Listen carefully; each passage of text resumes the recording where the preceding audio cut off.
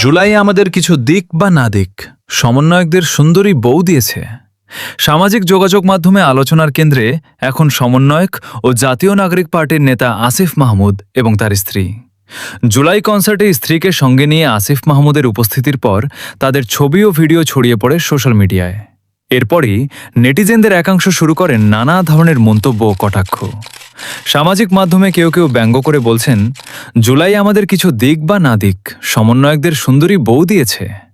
একই ধরনের মন্তব্যে রাফি ও হান্নান সহ অন্য কয়েকজন সমন্বয়কের ব্যক্তিগত জীবনও টেনে আনা হচ্ছে। এর আগে সমন্বয়ক রাফিও তার বউকে নিয়ে সোশ্যাল মিডিয়ায় ভাইরাল হয়েছিল।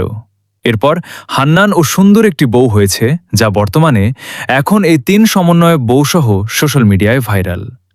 তবে এটা সত্য যে সমন্বয়কেরা যারা জুলাইয়ের পরে বিয়ে করেছে তারা সবাই জিতেছে, তাদের সবারই সুন্দরী বউ হয়েছে।